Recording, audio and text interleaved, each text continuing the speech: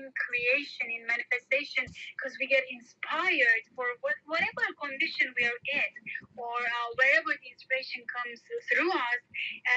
It's not solid, but the very first solid thing we do is we do it with our voice, those declarations. I love it. Thank you for this answer, and thank you for laying out a huge table for our time. You even inspired me to do these steps up to 5.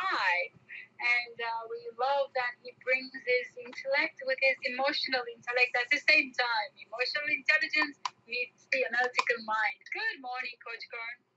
Good morning. How are y'all? What a interesting topic. It's still got me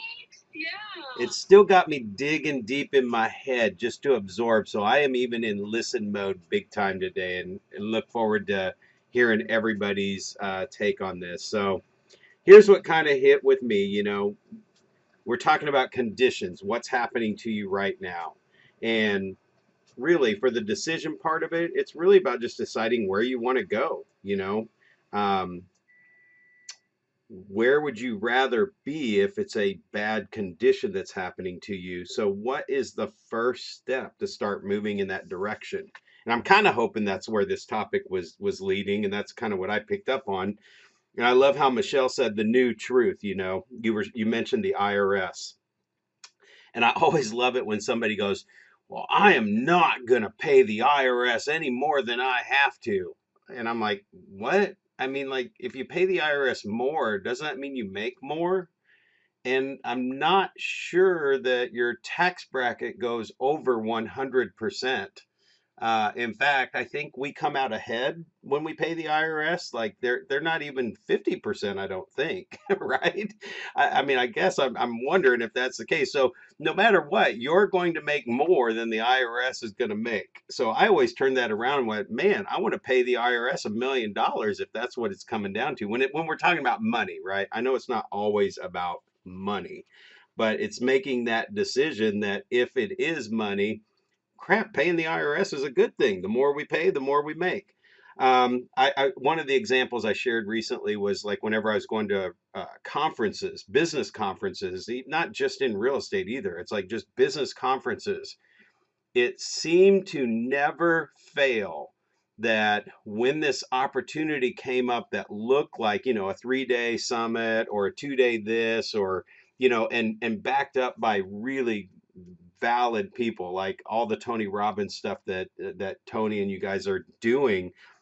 It's like whenever I really knew I needed that, I would go to my bank account and there is no money in there. It's like, what the heck? I just paid the bills. I can't afford airfare. How am I going to book a hotel? And I remember that I would just do whatever it took to book the event. And then I would just do whatever it took to be there. Making that decision to be there wasn't always comfortable. And there was some scary times where I literally drove to wherever it was with maybe 50 bucks, 20 bucks in my pocket, not sure how I was going to make it through the week. And I just knew I needed to be there. And I did this time and time again, you guys. I mean, I knew I needed to go to something that would get me to take action and see something that I was missing that was keeping me where I was, which was not having money in my account. So that decision way early on to make sure my bank account was never empty, it may have taken years, maybe even a decade to get to the point to where like now, it's not like I have $1 million sitting in the bank, but there's not a month that comes by now that I don't have 2, 3 months in the bank. I will not run out of money again. I will not let that be my deciding factor for anything that I want to do or that I need to do. So here's what I'd leave you with on this thought. Don't try to give away so much so early. You need to know how to master things yourself. You need to take action.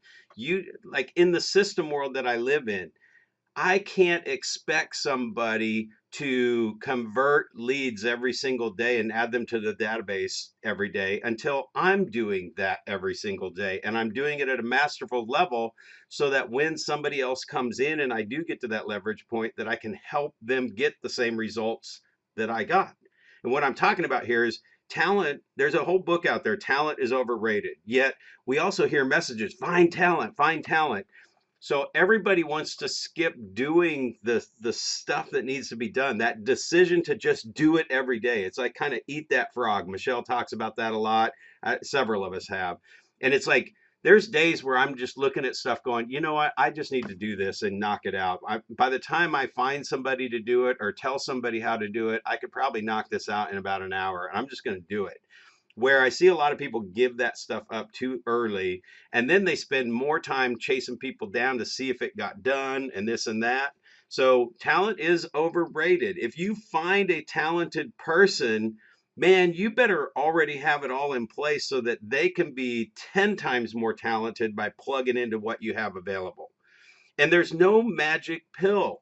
I mean, there is nobody that's going to sell you something for 30 or $40 or even $4,000 that is going to make you $1 million. I mean, there's still work that needs to go in on the front side of that. So stop buying the magic pills. I mean, use them as leverage when you're at that point that you need that leverage because you're already doing the core activities. That's what will get you moving in that right direction. And then the last thing I'm going to leave you with is to lead with revenue.